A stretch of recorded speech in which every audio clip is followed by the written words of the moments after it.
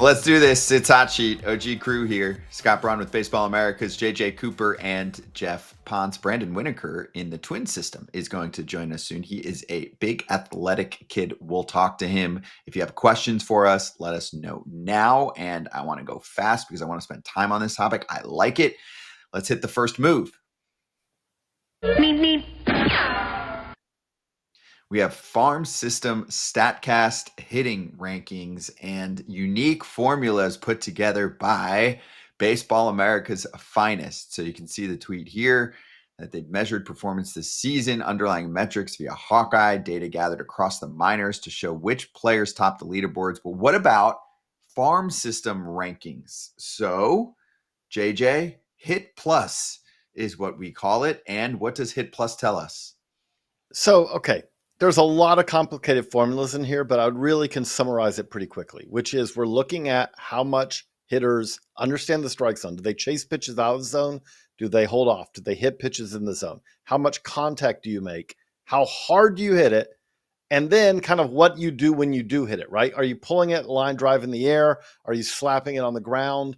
That kind of all bakes into like how much you're expected to produce from that. And we do that for everyone in the minors, pull all together, and that gives you organizational Hit Plus rates, which gives you an idea of how these different organizations do at different aspects of hitting, right? But with hitting, it really comes down to it's pretty simple. You see it here, but that can really be summarized as, do you know the strike zone? Do you swing at strikes, take balls? Do you make contact with when you swing? And do you hit the ball hard and hit the ball well when you do? Geoff, that's kind of the summation of it, isn't it? Yeah. And I think, it's easy to kind of look at the numbers and to sort of come away with certain trends based on the fact that it is, a skill that very much is defined as to what you need to do, which is putting the bat in the ball, number one, swing at pitches that are hittable, number two. And when you do those two things, do as much damage as you possibly can in terms of hitting the ball hard, but also hitting the ball hard at optimal angles. And that's all stuff that we're trying to bake into this number.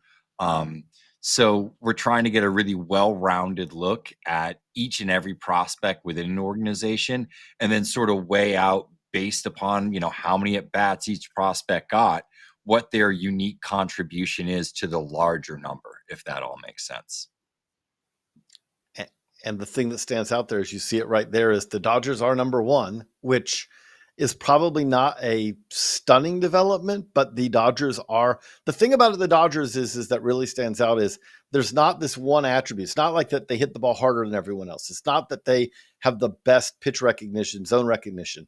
It's just that their hitters across the organization do everything really well. Like they're solid. There's not some giant flaw in the Dodgers organizational development of hitters. You put that all together, and that's why they rank number one. Yeah, and I think that's clear to see when you look at any of these teams that are up at the top, but particularly the Dodgers, where they rank above average in swing decisions and contact overall, and they're right around there in zone contact. And as we often see, I think just within numbers that you'll trade maybe a little bit of zone miss for a little bit more impact. And in that regard, they're higher in 90th percentile EV. They're higher in barrels. And as well as any of these teams right at the top, they really do balance sort of the plate skills, which when I use that term, I'm describing bat to ball ability and swing decisions. And then, impact, which we're talking about the ability to hit the ball hard, but also catch barrels, hit the ball at good angles, and to be able to, spray the ball to the right parts of the park and do damage, because we are baking in a little bit of, pull side and air pull numbers into all of this as well. So Dodgers are one for sure. And I think the Tigers, the Giants, and the Twins actually are all teams that I would call out as, really strong performers. And the Twins are one that do jump out here. Now, we do want to point out, we're talking about hitting here. We're talking about the pitcher-batter interaction, right? This is not fielding. This is not base running. This is not athleticism. This is purely looking at hitters. But the Twins stand out. They're number 5 on this list. And the thing that just really jumps out with them is it's their ability to make contact and their ability to hit the ball hard, right? That is something that if you look at the Twins in recent years, I know that this was a terrible season for Minnesota, especially the trade-off at the deadline. They really fell off the cliff after that. But when you look at them developing hitters, you look at a Luke Keeschel this year. You look at actually the development of Austin Martin in the second half when they gave him more playing time. Obviously a Brooks Lee, Royce Lewis not that long ago. This is an organization that has produced hitters in recent years, and we are seeing it also still in the minor league level. You look at a Kalen Culpepper, and you look at someone like, guess we got coming up, Brandon Winokur. This is an organization that has guys who hit the ball hard and who generally do a pretty good job of making contact to go with that. Yeah, and I just also wanted to mention that this is obviously just looking at, hit numbers and performance in their batter's box. We're not grading out these organizations based on defense or base running, which I know with a lot of these organizations, especially those that have maybe bounced out in the playoffs because of poor infield play, etc. Don't shoot the messenger here. We're just talking about them as hitters, not their defensive player development and work and that sort of thing. So just to be very crystal clear as to what this is trying to measure overall. One other team, if I could bring up, we just mentioned a little bit, you see it on there, though, the Giants. I would say that of the teams in the top 5 here, and you look at what recently they've produced, I would say that the Giants are one that really does stand out. That the Giants are one that I would say is maybe a little bit surprising, but I would say a lot of that is to kind of keep an eye on what they're doing, especially in the lower levels. We keep talking about this. We're going to keep talking about this. Joshua Gonzalez obviously is the preeminent guy in this. Johnny Level, there are others. But I would say that the Giants' lower level prospects, there's something kind of interesting brewing there. They're far away.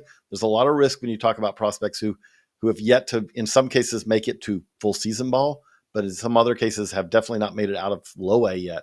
You put that all together, though, and there's something interesting. It's interesting to see that the data is already picking that up, and we'll see kind of how that develops in 2026 and beyond. And I'm excited for later in the show when we look at the pitcher rankings and dive into that conversation. You'll see some similarities and many differences in terms of teams towards the top, but one that certainly stands out. Teaser there. Anyway, we're getting ready for Brandon Winokur, so let's step aside and see if we can get him going right after this. KP, we both love Omaha steaks.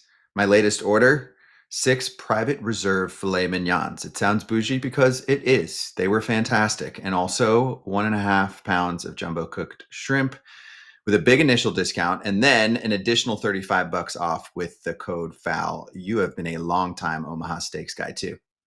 Yeah, back in college, I would always order steaks. I'd put them in my freezer, and that's the reason I bulked up, is because I always had fresh steaks in my freezer ready to go. Delicious protein. Get after it, okay? It is the best in the biz. If you're ordering steaks online, you can save big with Omaha Steaks. Visit omahasteaks.com for 50% off site-wide and an extra 20% off select favorites during their early Black Friday sale. And for an extra $35 off, use promo code FOUL at checkout. Terms apply. See site for details. That's 50% off at omahasteaks.com. Promo code FOUL at checkout. We're back. We're answering a question. Mitchell, when do McGonigal and Clark make their debuts next season for the Tigers? Any chance Rayner can make a Griffin-like jump next season if fully healthy? JJ, what do you think?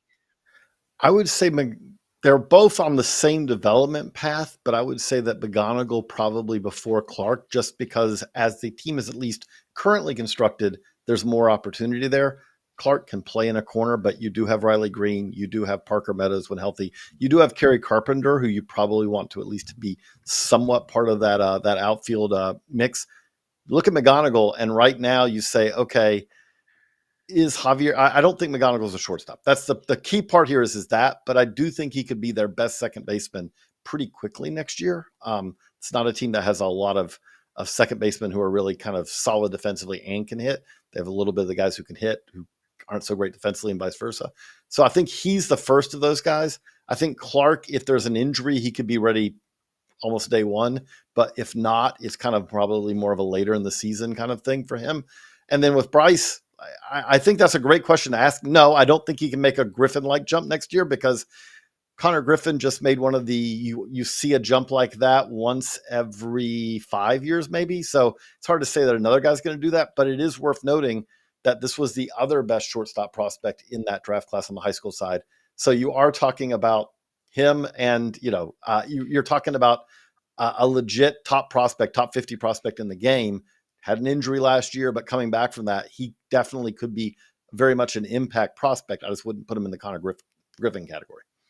Let's get to a shortstop / center field prospect joining us live on the show right now, part of the Twins organization, one of their top prospects. Brandon Winokur is here. Brandon, thank you so much for joining us today. How was your season in the minors? Oh, it was fun. Can you boys hear me just so I can check? Yeah, we got you good. Okay. Yeah, you sound great. Perfect. It was good, man. It was a little chilly up in Cedar Rapids at the beginning of the year. That was definitely something I haven't been used to so far. Like the first month and a half. Other than that, I enjoyed it. We ended up doing really well. We made it to like the final championship game. But it was a really fun year. I had a lot of fun. Same things every year, make a bunch of new friends, meet all the guys. But it was a really fun year for me. As people can tell from your shot, like you are one of the bigger shortstops in the, in the minor leagues, center fielder. But I got to say, also watching your defense, playing some third now too, and your ability to kind of go to your left and then make that throw. Is that like a position that's kind of are you feeling more and more comfortable there as well?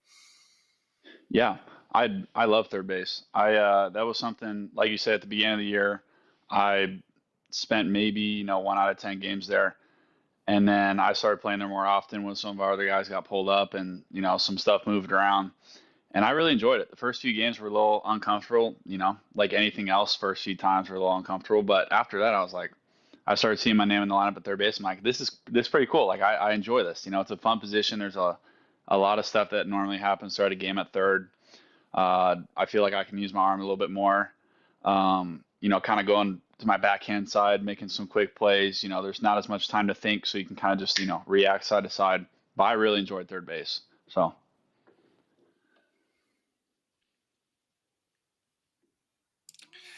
Hey, Brandon, you're out in AFL, obviously, a place where you can work on a lot of different stuff.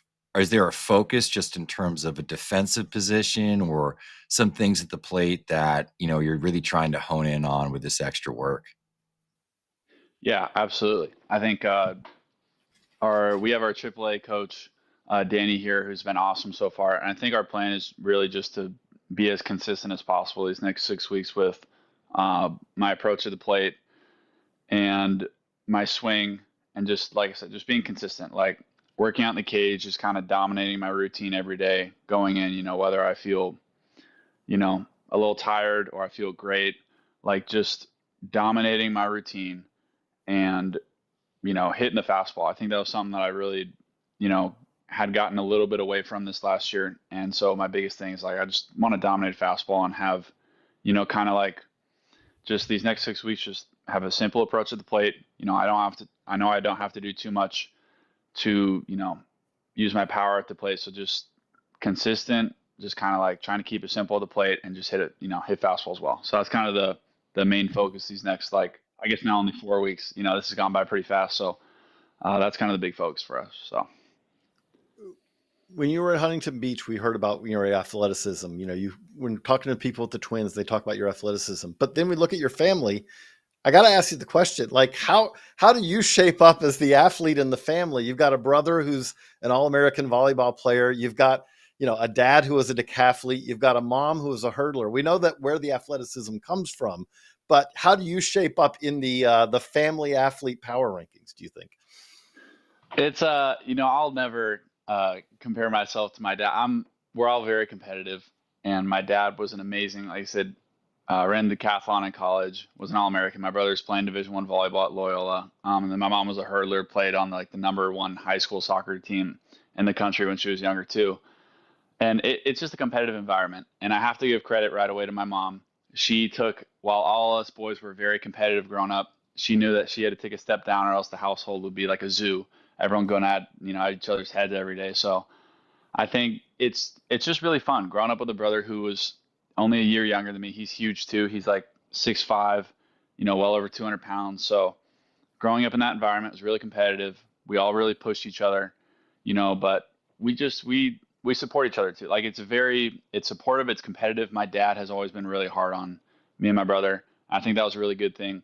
Growing up, sometimes I was like, dang, dad, like all right, let's chill out a little bit. Like I just went, 4 for 4 with 2 pumps in my little league game.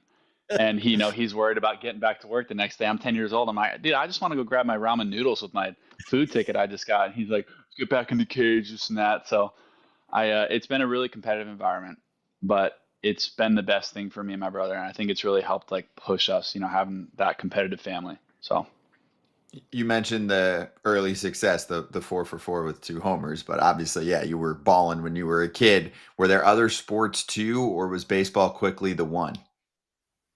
oh yeah, absolutely. I still enjoyed playing a lot of other sports, but going into high school, played a little bit of football, basketball, soccer, ran track and field, volleyball. I did just about everything. And then once I got into high school, I think it was a conversation that I had with my parents was like, hey, like, this is my dad was like, hey man, like I always loved baseball the most. I've always been a huge fan of the sport ever since I was a little kid. Love watching it, love playing it. I lived and breathed it. And although I did love playing other sports, I knew, and my dad sort of knew, like once I hit freshman year of high school, it's like, this is what we're doing. I think it was, looking back to, did I have wanted to maybe play a little bit of basketball in high school? Maybe play a little bit of, but it's like baseball, I've always loved it the most. And I think it kept me healthy. If I had been on the basketball court and sprained an ankle or something like that, that could have been detrimental to baseball. I think my family knew that, and I knew that. So going into high school, just about everything.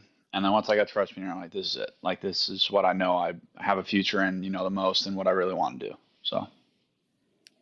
If we were asked this question a couple of years ago, they'd have been like, oh, there are no 6'6" shortstops in the big leagues. Now we can say that. We got Ellie, we had O'Neill Cruz, we've got other guys. But as a guy who's always been, I would imagine, one of the biggest shortstops around, is there any big shortstop that you kind of looked at that you kind of tried to model your game after, as you were growing up? Yeah, I mean, I always loved Jeter. I know he was a little bit before my time. Sort of my time growing up was like watching Correa, and he was a guy on the Astros who I was like, he was one of the bigger first like shortstops, and I try to model still to this day like a lot of the way I field around him. He being a bigger guy, he uses a lot of one hand. You don't see him a lot, getting down and using 2 hands every time. He likes using one hand, using his levers, using his arm. And that's kind of the guy growing up that I was like, that's a bigger shortstop. You can watch him do it, watch him, just be an amazing player on the field. And so I like to think that I tried to model my game after him a little bit playing shortstop, because he was one of the first, before the Ellie and the, O'Neill Cruz. Like, it's crazy. It's definitely hard, but that's why I just try to be as like detail oriented as possible and make sure that my mechanics are in place just so I can try to still stick around there. So. You talked about how you want to emphasize in the AFL, hitting the fastball, dominating the fastball. Take us through at the plate your season. Like, what were kind of the highs and what were sometimes where you're like, okay, I'm getting a little bit away from what I want to be doing? Yeah. I think for me, being in the heart of most lineups, I get spun a lot, and being a bigger guy, I get spun a lot. And it's no secret that, most pitchers know I can do damage. So I started getting spun a lot, and I kind of got off the fastball. I feel like my first full year is really like, I felt really good hitting the fastball. And I think I just got away from it just a little bit. Like I said, I got spun a lot. So there were certain things in my swing that kind of started slowing down a little bit, but that was something coming in here. I'm like, I know I can hit the fastball really well. There's never been a question in my career. Like, I know that when I'm, dead red heater sitting on a fastball, there's not much that I know that even though I'm big, I can, still get into. So throughout the year, I've always loved hitting home runs. So hitting a few home runs is always really cool. But honestly, like, I think just I started off the season really slow, and then I had a few talks with our hitting guys. Tommy Estelle was a big deal for me. He kind of helped me get back on track after having kind of a slow start. So I think after the slow start for like the first month and a half, I felt a lot better after that. And then yeah, that's why this fall league's just like, we'll just hammer the fastball, and then I know going in next year, if I do what I know I can do, hitting the fastball, then we should be pretty set. So We always have fans, and viewers who are asking. So he was asking about your cactus art behind you. I'm going to spin that a little bit. He was asking if you drew the cactus art. Is that from a host family fan art? But I'm going to ask it this way also. I'm assuming that's not.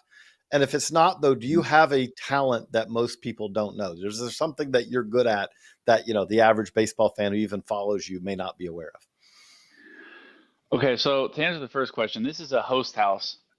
This is an Airbnb. I got Billy Amick and Hunter Hoops are my roommates here. I got a room with 2 beds, and yeah, there's a lot of cactus art. I grew up playing baseball in Arizona, so this is kind of environment I'm used to a little bit. But no, this is that wasn't me. I could never draw something that good. It would look like a mess if I ever tried to do something like that. Art was not one of my talents growing up. Still has not been. But as far as talents go, like, I mean, I love playing other sports. I can do some cool dunks.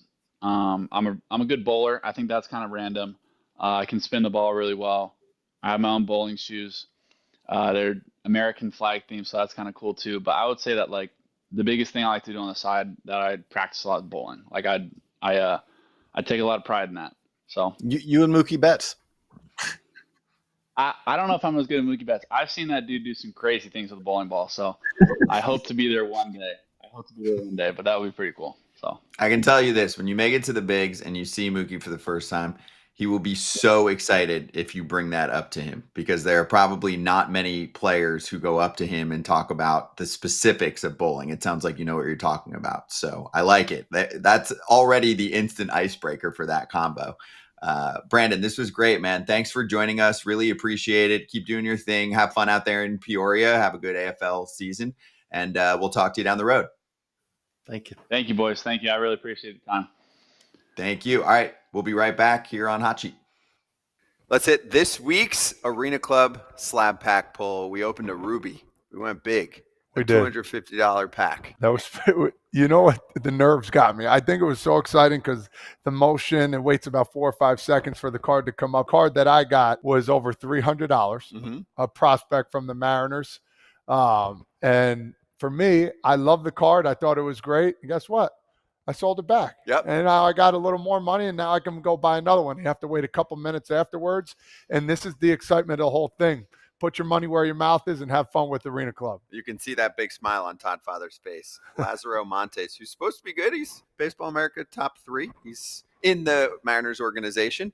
But Todd Father sometimes thinks prospects are suspects. Sometimes. So he's going back to the well, and we'll see what he gets next time. Use the code FOUL, FOUL, at arenaclub.com/foul if you want to get in on the first slab pack experience and get 20% off, or 20% off your first card purchase.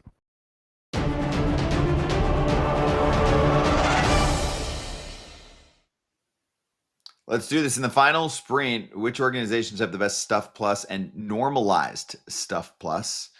JJ, I see a familiar team at the top. So yes, the Dodgers are at the top, and again, they are very good. They are very good at everything. They do everything to develop everything. But Geoff, I want to tee you off on a different, because yes, the Dodgers, we're going to talk about them again, but I want to tee you up on the Mets here, because the Mets are 4th here. The Marlins are one that really do jump out as an organization that's really improved. Check out Robbie Snelling, Thomas White. We could go down the list. But Geoff, with the Mets, what is it that's kind of helped them kind of take a big step forward here in the last couple of years? Yeah, I think it's just a tremendous amount of alignment between their acquisitions and their player development, and particularly on the pitching side. A lot of the folks that are involved at the top and minor league pitching coordinators and strategists and that sort of thing are all involved in these organizational conversations. So they have a type. And once you kind of develop a type and a style of pitcher or player that you target, or traits that you can identify by using advanced metrics at the college level, or, the high school stuff at some of these tournaments, or, individual throwing sessions and workouts and all that sort of stuff that teams do, you can then identify the types of players you want to go after. The Mets have done a tremendous job of, identifying a lot of really interesting college pitchers in the last couple of years. Guys like Will Watson, Brandon Sproat, of course, Nolan McLean, Zach Thornton's another one. Jack Wenninger, who's another guy who really had some great performances down the stretch for Binghamton. When they won the Eastern League Championship. So I think you look at all these different names, there's a lot of interesting guys, even beyond the names of the Mets, that were at the major league level, guys like Tong, McLean, Sproat. There's a whole host of other names kind of coming along in the pipeline that I think are really, really interesting. And they've done a good job of targeting some of these different pitchers and then accentuating the traits that they did identify and liked, and ultimately getting better results and guys that are potential rotation pieces for them long term. The thing that jumps out is that they have increased their velocity. They've improved arm speed. They're one of the top organizations as far as their average velo. But on top of that, you see them, they're high up in breaking balls. They're high up in off speed. Again, you look at these teams at the top, it's generally not that they're doing one thing well. It's that they're figuring out a way to do multiple things well here. And I would also say, like, we're going to talk about it more on the Baseball America podcast, Prospect Podcast this week. But the Orioles being number 2 on that list, I think would also surprise a lot of people, probably more so than the Red Sox being tied for 4th with the Mets. The Orioles are another team to watch here. Okay. Speaking of the Orioles, actually, and I know he's a position player, but Enrique Bradfield Jr. is scheduled to join us next week. We can still ask him about his pitching teammates. I think that's a given, right? We'll take it. Oh, okay. Absolutely. And we can talk. He's running down, he's running down balls in center field for all of them. He is their best friend. That's right. So we will talk to the super athletic center fielder, the Orioles prospect, next week. And thanks to Brandon Winokur for joining us. He was fantastic. We'll see you next week on Hot Sheet.